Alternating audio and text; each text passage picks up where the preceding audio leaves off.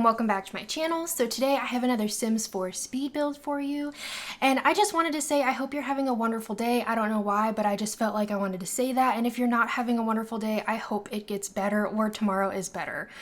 And this build actually kind of came to me when I was editing a video that's coming out on Friday of me doing another build challenge of trying to create a home using pre-made rooms in The Sims.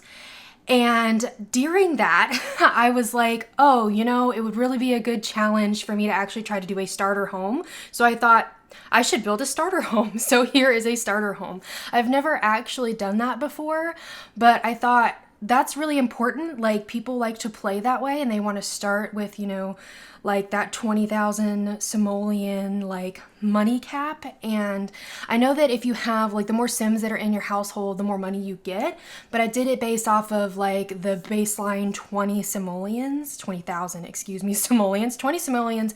That would be pretty rough. Trying to make a home with that, there would be no home actually. And so I actually wanted to make this a family home, have 2 bedrooms, a bathroom, and actually a spacious living space, but also a home that you could grow into and could easily edit and change and add your own Sims taste to it, but while still actually being like somewhat decorative and not super plain and boring. That was kind of my goal, and I think I achieved it. And I actually ended up in a lot from the Sims 4 high school years pack, and I just love this lot so much. It was just so adorable. And I found out that when I was doing screenshots that little like pond lake water area next to the house, your Sims can actually go hang out in the water. Like, I had no idea that was a thing. So that was kind of exciting for me to discover while I was doing that.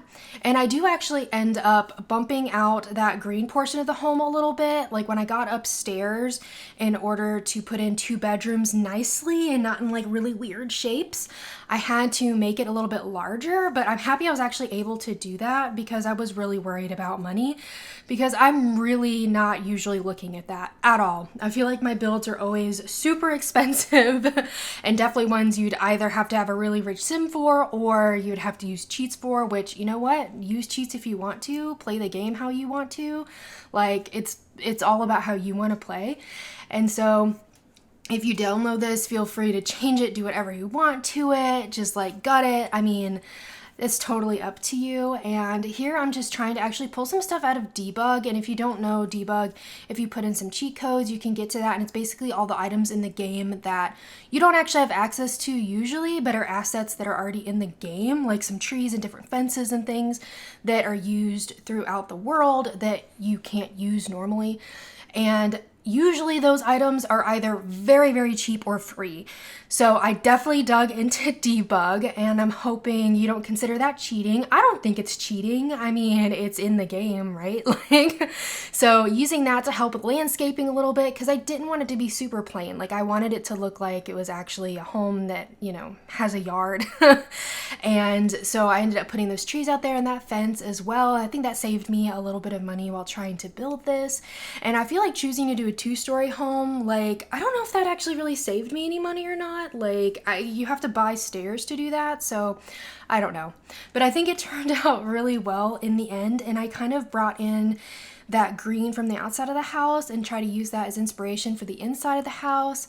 And I try to make it just kind of cozy but kind of clean, like, at the same time. And you can see here I'm just kind of messing around with this floor plan, and honestly I ended up stopping the recording and just staring at that build for a while.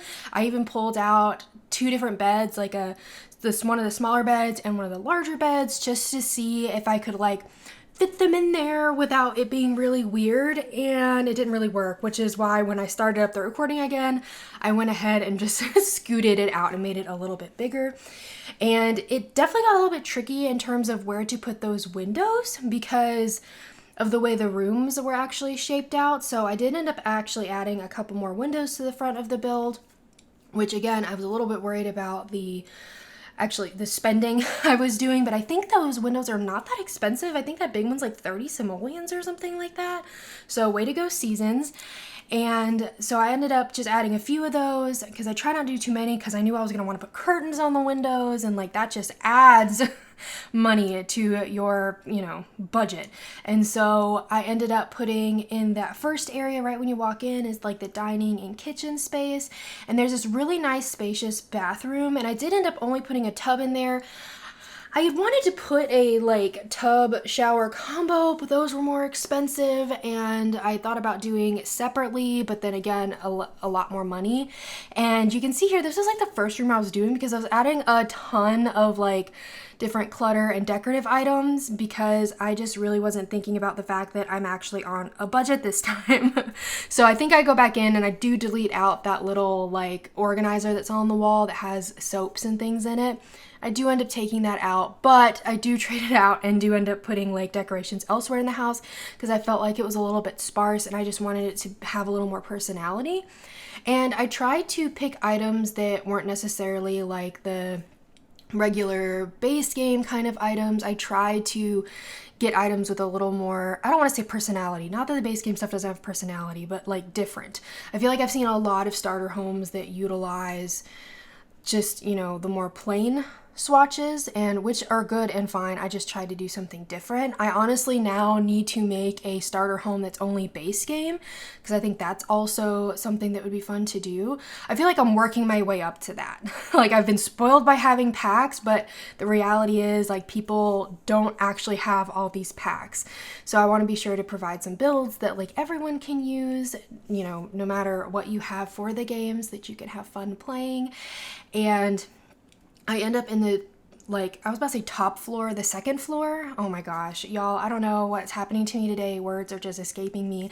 But I do end up having this cute little landing area. I thought about also putting in a desk up there, but I thought it just looked really nice downstairs in that little nook.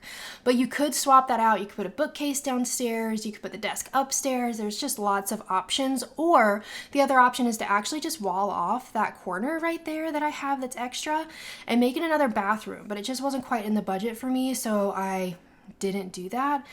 And for the kids' bedroom up here, or technically probably a teen, I ended up honestly just picking out a bed from the new pack and picking a swatch that I really liked, and I just kind of went with it and then tried to add in some extra personality. And then I was so excited that I did have the budget to go in and add curtains because I just felt like it really needed it. And at the end of that haul, I wanted to put like a little table, but I didn't necessarily want to use that kind of money for it. So I used that werewolf mirror, which I really liked because it has like that really nice shelving already on the side and it's got clutter in it. So you don't have to pay for the extra clutter that you might need for it, which I thought honestly, added a little bit to that space. And then I wanted to revisit this living room because it was a little bit sparse, and I thought about putting in like a faux fireplace. But I don't know, it just didn't feel like it fit super well, if that makes sense. So I get rid of that and swap it out. And I add in some curtains. Again, so happy that I could do that. And then I do add in several plants into this because I feel like that just helps adding some greenery. And just adding a few more like personal touches and a little stool just to kind of round out the style of this home, because I just really wanted it to be nice and cohesive and very easy for you to expand in terms of adding more things, changing out furniture, and being able to add your own personality to it. So as we get closer to the end of this build, thank you so much for watching. And if you enjoyed it, please leave me a thumbs up and subscribe if you are enjoying it. I would super appreciate it. And as always, please leave me comments down below of stuff that you want to see or things you feel like are missing from the game, or you just want to see me try. Even if it's build challenges, I love to keep a list of those so I have some great ideas to go to. But anyways, I hope you have a really sweet day. Bye everybody.